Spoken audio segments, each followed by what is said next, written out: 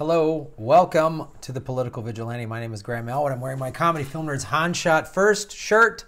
I'm about to go see Star Wars The Last Jedi. Very excited about it. That's not what we're talking about today. I will talk about that on the Comedy Film Nerds podcast. I want to talk about an article that was in businessinsider.com, and then they reposted it on Yahoo, showing you how the military-industrial complex works and how they make stories to get Americans just on a daily basis to think, oh man, this story is getting everybody to like, oh boy, we need to ramp up spending because the Russians are beating us. This is like a Cold War era article. This is the article. It was written by Alex Locke. The F-22 came face to face with Russia's top fighter and was at a major disadvantage.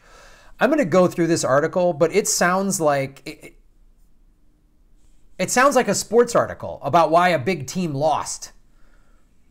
And I just want to give another example here of why, we need Russia to be the new bad guy in this Russia thing.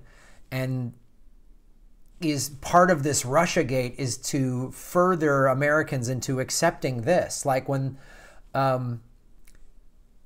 they just gave Trump, as I've talked about, that $80 billion in new money for military, and a bunch of Democrats signed off on it. Dianne Feinstein, Elizabeth Warren, Kamala Harris, Tim Kaine, Cory Booker, right?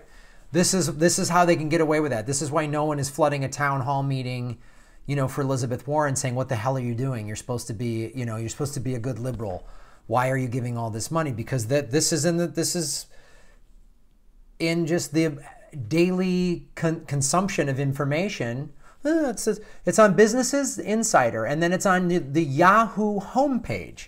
I go through the Yahoo homepage to just see, like, this is where just majority of Americans are just sort of browsing around thinking they're staying informed. And you get articles like this.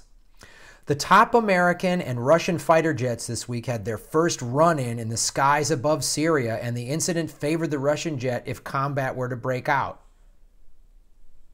It's like, boy, the Patriots and the Steelers met in the regular season, and the Patriots offense wasn't doing that great. I don't know if they meet each other in the playoffs, they're going to have to make some adjustments. That's how this is reading. The U.S. F-22 doesn't visibly store weapons, and it relies on stealth, so coming face-to-face with an advanced Russian fighter puts it at a disadvantage. Ooh, boy, we should do something about that, right? The Patriots don't have a good receiver. What do? I mean, if they only have a tight end and a running back, how do the Patriots beat this? Most incidents in the skies involving the U.S. are communicated in advance and handled professionally, but the rules of engagement leave the U.S. vulnerable to a first strike. This is in the business section. Not a mistake.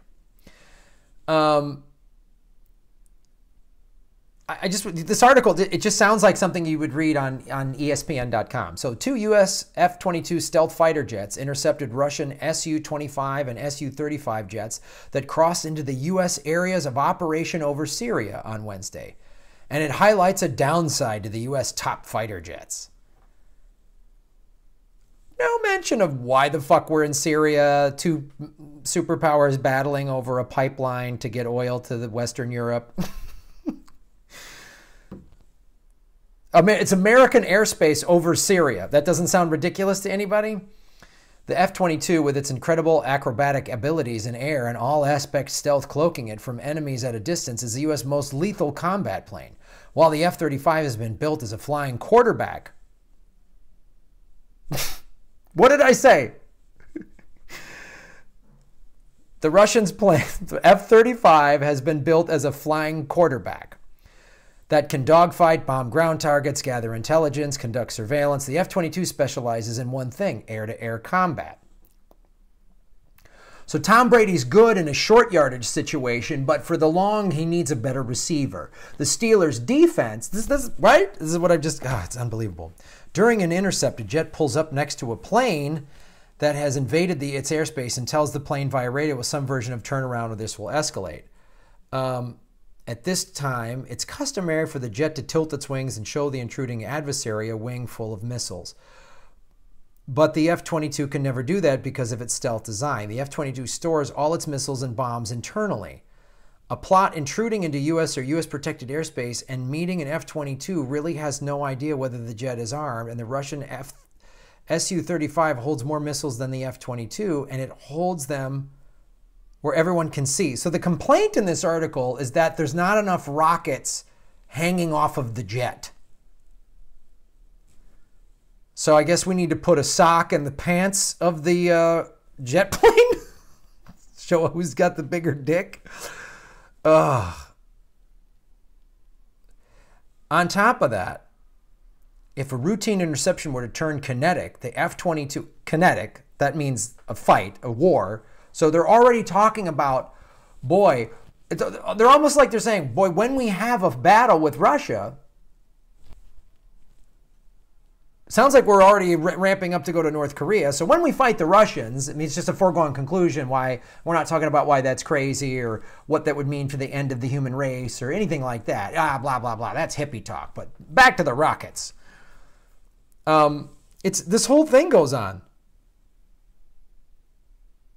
Like, and they quote, they get an expert in this article. Lieutenant Colonel David Chip Burke, the only U.S. Marine to fly both the F-22 and F-35, previously told Business Insider that when flying the F-22, quote, my objective wouldn't be to get in a turning fight with an adversary. Instead, Burke said he would use the F-22's natural advantages of stealth to avoid the dogfight.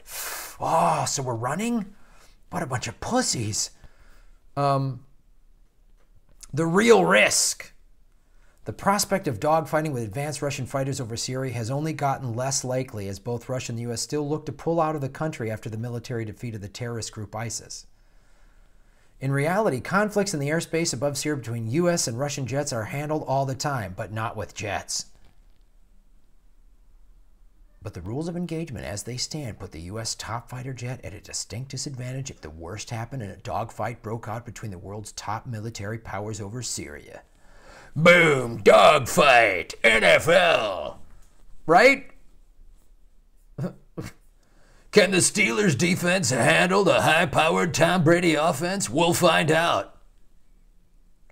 It's just somebody pointing a gun, you going, I hope it doesn't come to that. Like an itchy, this is insane. And this just shows you the military-industrial complex. This is how they do this. Nowhere in here is why the hell are we in Syria. Nowhere in here is how much money is spent. What this is asking, if we're at a disadvantage, it's just assuming then, well, we need to spend more money to get the advantage back. That's what this is. It didn't mention the cost of these things and how many schools don't get built. And right, this is the mainstream media. They buy ad time on this. You know, and then videos you may also like. Everything we know about the mysterious SR-72, Lockheed Martin's successors to the fastest plane. And there's another article, meet the MQ-25A Stingray, the U.S. response to threats like China's carrier killers.